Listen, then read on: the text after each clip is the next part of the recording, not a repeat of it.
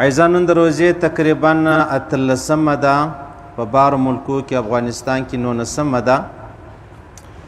پر شلم د رمضان باندې اعتکاف کې مؤمنان مسلمانان نیکان خلک چې دي هغه کښیني. اعتکاف چې دی عزیزانو دا د جناب نبی کریم صلی الله علیه وسلم طریقه ولا. پیغمبر علیه الصلاۃ والسلام چې بکلا اعتکاف کې کښینستی اول واره خبره دا و چې اول لس ورځ کښینستی، بیا بل کال د مابین لس ورځې چې کمې دي په اعتکاف کې کښینستی، بیا بل وار چې دی پیغمبر علیه الصلاۃ والسلام آخري چې کمې لس ورځې دي په هغه کې اعتکاف چې دی هغه وکړي او کښینستی. بیا پیغمبر علیه الصلاۃ والسلام وفرمایلی چې وما ته راښکاره سو یا وما ته چا وویل د الله له جانبه چې دا د شب قدر شپه چې کومه ده دا په آخري لس ورځو شپو کې چې ده اغسته. ما اولې لس ورځې وکړلې اعتکاف، مابین لس ورځې مې وکړلې، آخري لس ورځې چې کومې دي پیغمبر علیه الصلاۃ والسلام فرمایي ما ته وویل سلو چې دغه د شب قدر چې کومه شپه ده چې هغه شپه چې ده پیغمبر علیه الصلاۃ والسلام فرمایي الله رب العزت فرمایي چې زر میاشتې مسلسل سړی عبادت وکړي. په بني اسرائیلو کې داسې بزرګان وو، نو د پیغمبر علیه الصلاۃ والسلام چې کم صحابه کرام هغو ډېر ارمان وکړي، امید یې دا وکړي چې کشکې زموږ هم دغو نه عمرونه وای، موږ به هم دغو نه عبادتونه کړي وای. بیا الله رب العزت آیاتونه راواستول چې په دغه شپو کې یوه شپه چې دا هغه ستا چې په دغه شپه ته عبادت وکړي. پیغمبر علیه الصلاۃ والسلام فرمایي حدیث شریف، او بیا الله رب العزت فرمایي چې دا داسې دی لکه زر میاشتې پرله پسې سړی عبادت وکړي، زر میاشتې پرله پسې سړی عبادت وکړي. څو ثواب دی د جناب نبی کریم صلی الله علیه وسلم د امت یو امتیاز دی، خصوصیت دی، یو عالی شان دی چې الله رب العزت ودې ته ورنصیب کوي چې په یوه شپه باندې انسان و هغه ځای ته ځان رسوي چې بني اسرائیلو به په زر میاشتې باندې و هغه ځای ته ځان چې دی هغه رسوي. بیا پیغمبر علیه الصلاۃ والسلام بی عایشه صدیقې سره روایت دی، حدیث دی، پیغمبر علیه الصلاۃ والسلام چې ژوندی ولو په خپله په اعتکاف کې کښېنستی. صحیح سو. بیا چې کله پیغمبر علیه الصلاۃ والسلام مبارک وفات سلو، بیا د پیغمبر علیه الصلاۃ والسلام چې کومې بیبیګانې دي ازواج مطهرات چې کوم بلل کېږي هغه به بیا په اعتکاف کې چې دي هغه کښېنستلې. دغه د بیهقي روایت دی، پیغمبر علیه الصلاۃ والسلام فرمایي چې سړی راولاړ سي د روزې آخري لس ورځې چې دي هغه په اعتکاف کې کښېني. پیغمبر علیه الصلاۃ والسلام فرمایي د دوو حجو د دوو عمرو ثواب الله وده ته ورکوي. یو سړی د آخري لس ورځې په اعتکاف کې کښېنستی، پیغمبر علیه الصلاۃ والسلام فرمایي دومره ثواب لري لکه سړی چې دوه حجونه وکړي یا دوې عمرې وکړي. دوه حجونه او دوی عمرې سړی وکړي، پیغمبر علیه السلام فرمایي څو ثواب یې دی؟ د آخري لس ورځې په اعتکاف کې کښېنستل د غومره لوی ثواب چې دی هغه لري. دا بل حدیث دی عزیزانو، عن ابن عباس رضی الله عنهما انه كان معتکفا فی مسجد رسول الله صلی الله علیه وسلم. طبرانی حدیث دی، د بیهقي روایت دی، حدیث دی. عبدالله ابن عباس یو ورځ په مسجد کې ناستو په اعتکاف کې د پیغمبر علیه الصلاۃ والسلام مسجد نبوي کې. نو چې ناست دی فاتاه رجل فسلم علیه ثم جلس، سړی رالی چې رالی سلام الله مې ورته وکړي، بیا کښېنستی دا سړی دیواله ته چې کښېنستی فقال له ابن عباس یا فلان اراک متک. څنګه پیغمبر فرمایي عبدالله ابن عباس یا فلان اراک مکتئبا حزینا، فرمایي زه تا غمګین وینم پریشان ښکارې، خیر خو به یې. عبدالله ابن عباس چې دی د پیغمبر اسلام د اکا زوی دی، هغه په اعتکاف کې دی.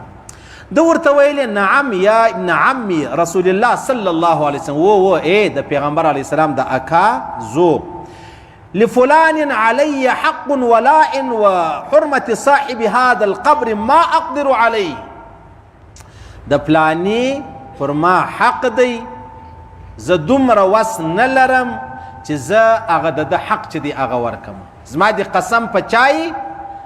د پیغمبر علیه الصلاۃ والسلام په عزت، یعنی د پیغمبر علیه الصلاۃ والسلام چې کوم رب دی کوم الله دی، صحیح سلو په هغه دې زما قسم یي چې زه چې شم زه مجبوره یم وس نه لرم د هغه حق ورکم. نو قرار عبدالله ابن عباس را ولاړ سولو خپلې چوټې را واخیستلې دروازې سوتۍ مسجد نبوي د پوښتنه ځینې وکړله ول ته په اعتکاف کې نه یې؟ ول اوس زه په اعتکاف کې یم. ول چې په اعتکاف کې بیا ته څنګه وځې؟ عبدالله ابن عباس ورته ویلې ولكني سمعت صاحب هذا القبر والعهد به قريب فدمعت عيناه. ورته ویلې دا صاحب قبر نه دی د پیغمبر سره مبارک قبر ته لاس ونیوي د پیغمبر علیه السلام ما اورېدلی دي حالانکې وخت لږ سوی دی ډېر نه دی سوی. وهو يقول من مشى في حاجة أخيه وبلغ فيها كان خير له من اعتكاف 10 سنين. وای ما د پیغمبر علیه الصلاة والسلام اورېدلی دی چې یو سړی د یو مسلمان ورور په حاجت پسې سي. مسلمان ورور حاجت هر حاجت چې دی جایزه حلال. وای ما د پیغمبر علیه السلام اورېدلی دی چې 10 کاله په اعتکاف کې کښېنې څو ثواب الله وتا ته درکوي. پیغمبر علیه السلام فرمایي د یو مسلمان ورور حاجت پر کول ډوډۍ نه درلوده، اوبه نه درلودې، کپړې نه درلودې، د دوا روپۍ نه درلودې، د ډاکټر وس نه درلودې، صحیح سلو هر شی شنی بچی دی د سکول د پیس وس نه درلودې، د کتابو وس نه درلودې، د بچانو د اختر د کپړو وس نه درلودې، هر شی پکې راواخله چې د مسلمان ضرورت او حاجت په پر کېږي. پیغمبر علیه السلام فرمایي چې د دې مسلمان په حاجت پسې روان شوې د 10 کالو د اعتکاف ثواب الله درکوي. او پیغمبر علیه السلام فرمایي ومن اعتکف یوما ابتغاء وجه الله تعالی جعل الله بینه وبین النار 3 خنادق ابعد مما بین الحافقین. پیغمبر علیه السلام فرمایي یوه ورځ سړی په اعتکاف کې کښېنستی، یوه ورځ د الله د رضا دپاره د دو د جهنم په مابینځ کې الله دومره لیرېوالی راولي لکه د مځکه و اسمان 3 واره. یعنې د مځکې څخه تر اسمانه 500 کاله لار د پیغمبر علیه السلام فرمایي یوه ورځ سړی د اعتکاف نیت یې وکړي د الله د رضا د الله په خاطر رالی کښېنستی. پیغمبر علیه السلام فرمایي الله تا د جهنم څخه دومره لیرې کوي چې ستا او د جهنم په مابینځ کې به 1500 کاله لارې. صحیح سلو ما وایي د پیغمبر علیه السلام اورېدلی دي سړی یوه ورځ په اعتکاف کې کښېني. آشه چې یو سړی 10 کاله په اعتکاف کې ناستی هغه به څوی بیا. اوس دا خبرې ته بیا وګوره چې د مسلمان حاجت ورپره کوې،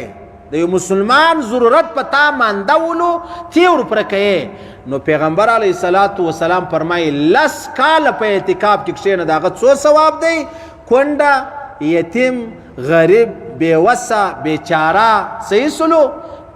ار مجبور سړی دی تر ولاړ شوی د حاجت ورپره کوي. پیغمبر علیه السلام فرمایي د 10 کالو د اعتکاف ثواب الله وتا ته درکوي. اوس ګوره د عبدالله ابن عباس په اعتکاف کې ناست چې دا خبره واورېدله بیا د اعتکاف دی ووتی دا دی ولاړی ته به ورځې د ویلې زه به هغه سړي ته سپارش وکړم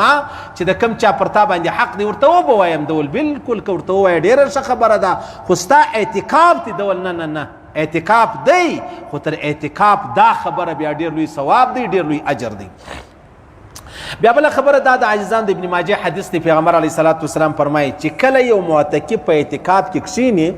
پر بار باندې خلکو ته الله څو ثوابونه ورکوي و ده ته په دې مسجد کې الله هغونه ثوابونه ورکوي. یعنې اوس بارنی سړی چې دی هغه جنازه کولی سي جنازه څونه ثواب لري، بارنی سړی چې دی هغه د یو مسلمان ورور پوښتنه کولی سي هغه څو ثواب لري. صحیح سلو پیغمبر علیه السلام فرمایي سید مسلمان ورور پوښتنې لر روان سلو 80,000 فرشتې که سهار که د ورځې روان سو صحیح سو د سهار سیونه سي تر ماښامه د ده دپاره د مغفرت دعاګانې کوي. که ماښام دی د چا پوښتنې لره ورغلی د ماښامه سیونه سي تر سهاره 80,000 فرشتې د ده دپاره چیش کوي د مغفرت دعاګانې کوي. اوس دی معتکف دی په اعتکاف کې ناست دی خو نسي وتلی هغه ثوابونه الله و ده ته په ناسته کې ورکوي چې دی دلې ناست دی. بیا بله خبره دا د عزیزانو چې یو سړی په اعتکاف کې کښېني په هغه کې بنیادي شی دا دی چې الله رب العزت تا د ګناه وخلاصوي. د ګناو څخه ته ساتلی دا شیخ صاحب رحم الله فرمایي دا مقصد دی چې ته رالی د الله کور لره بس و الله رب العزت ته تا مسجد کې بستره واره که کښېنستلی چې یا الله ستا کور له راغلی یم دا حاجت لرم دا حاجت پر پوره کوي که یو سړی د اصل سړي کور لره ورسي ورته ووایي زما دا حاجت دی هغه د ده ضرورت ورپوره کوي چې په کور کې دروازه کې ورته کښېنې نو الله رب العزت خو ډېر عظیم ذات دی خامخا به الله رب العزت د ده هغه حاجتونه چې دي هغه ورپوره کوي بیا بله خبره دا ده چې دا د پیغمبر علیه صلات وسلام سنت دی بیا بله خبره دا ده چې پر یوه ورځ باندې الله رب العزت تا د جهنم څخه دومره لرې کوي لکه مځکه و اسمان 3 واره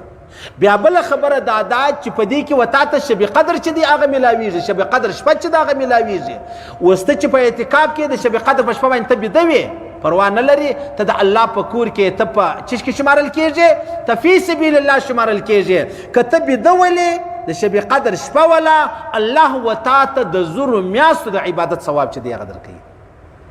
اوس که یو بل سړی رالی په مسجد کې کښېنستي هغه به ذکر کوي تلاوت به کوي او 15 منټه دپاره راغلی دی اوس د شب قدر شپه ولا خامخا به دعاګانې کوي لیکن معتکف بدولو په خبر سوی لا هم نه دی خپل عبادت یې وکړي پرېوتی بیا د شب قدر شپه و الله رب العزت به درته هغومره ثوابونه چې دي هغه ورکوي د زرو میاشتو د عبادت ثواب چې دی هغه میلاویږي نو لهذا په دې وجه باندې کوشش وکړئ عاجزانو خامخا په هر حال کې اعتکاف کې ترتیب برابر کړي په هر حال کې برابر کړي الله ډېر خوشحاله کېږي او بیا د الله کور له سړی راشي چې کښېني چې یا الله زه تاله راغلی یم قرضداره یم پریشانه یم اولاد نه لرم د هغه رقم مطلب واده نه لرم بل په خدای قسم الله رب العزت په خامخا ستا کار درکوي والله و یاره چې زه ستا کور له درسم ته به ما ته ستا په وسه پرئ ته به ما ته کار نه راوکې جایزه کار یې نه بې راوکې راکوې او نو د الله رب العزت په قدرت کې خو هر شی ستا و بیا خو موږ د الله ته نه وایي چې یا الله دا پلانی سړی مړ که د ده چې کومه کور والا پاته سوه هغه ما ته راکړه دا خو نه کوو دا مشکلې خبرې دي دا محاله خبرې دي دا ناممکنې خبرې دي دا حرامې خبرې دي یا جایزه خبرې دي والله الله رب العزت به خامخا زما او ستا د اوري کې نه واورېدله خبره ده په آخرت کې به پر دې خبره و ما او تا ته دومره اجرونه راکړي چې ما او تا به الله ته وایي چې یا الله هغه بله دعا دې ولې قبلوله کس کې دې هغه هم نه وایي قبله کړې صحیح سلو ترتیب برابر کړي خامخا یې برابر کړي خیر پر دغه ځای به سومه و خیر عزیزانو الله رب العزت دا ویل اوریدل قبول منظور وګرځي الله دې خپل احکامات د پیغمبر علیه الصلاۃ والسلام مبارک طریقې را نصیب کړي الله دې موږ توفیق راکړي چې موږ اعتکاف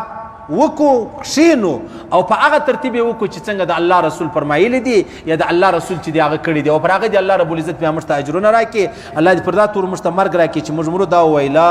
اله الا الله محمد رسول الله